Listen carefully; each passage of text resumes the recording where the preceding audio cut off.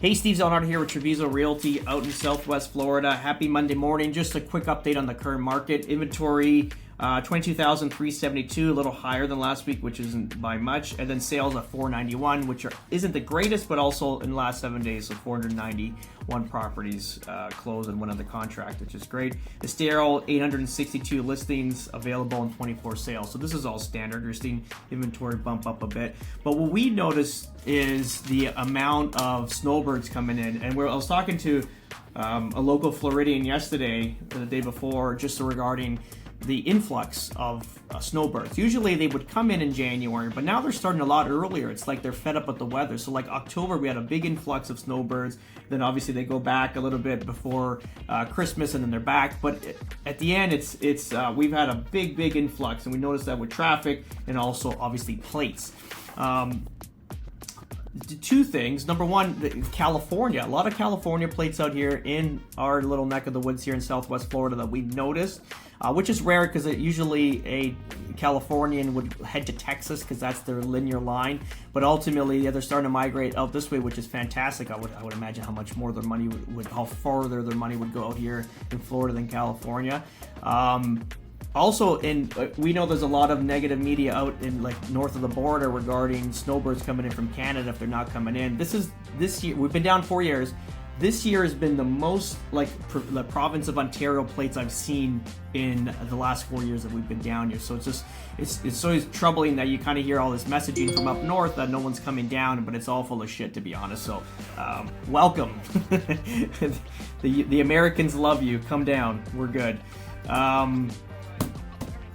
That's pretty much it. So looks pretty good. We're looking at also, we did a post last week in Verdana Village regarding how much inventory is left in phase 2, which is crazy.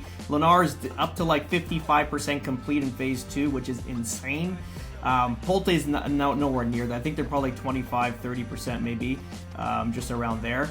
So pretty crazy the amount of sales that's happening. Also, the villas in that community, there's literally only 9 buildings left, which are 18 units, which is huge. I mean, that was like a good way to get into Verdana Village if you didn't want to be north of 400,000 in an amazing unit and still enjoy the amenity center and everything attached to it. We also noticed, I don't know if I mentioned this in the last post, but a lot of the builders that are starting to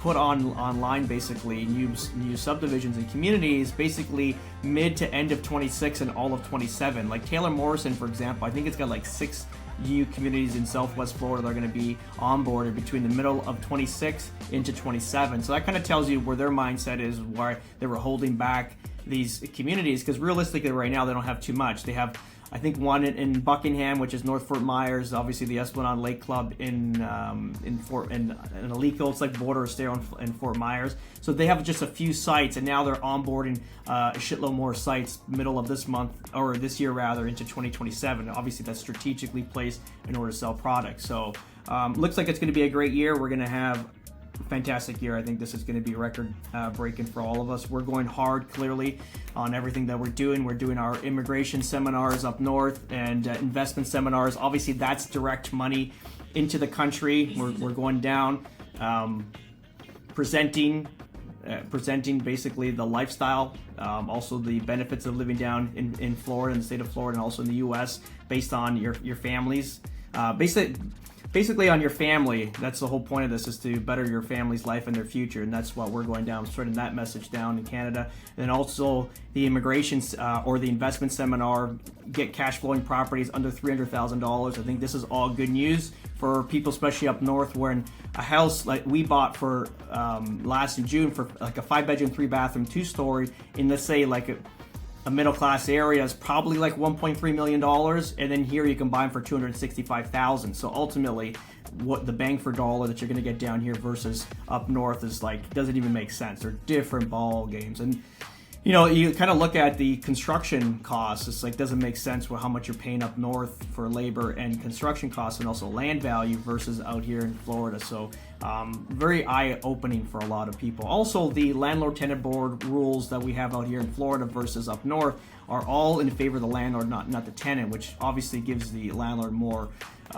leeway to get paid and evict and a whole bunch of stuff like that. So this is what we're trying to educate people from up north but not only into Canada, but also other states of the U.S. like New York, Boston, Chicago, all these Midwest, Northeastern states that are more on the Democratic, let's say, kick, and just to kind of educate them on how to invest out here and how to make money. But that's pretty much it, guys. Have an amazing day. We'll talk soon.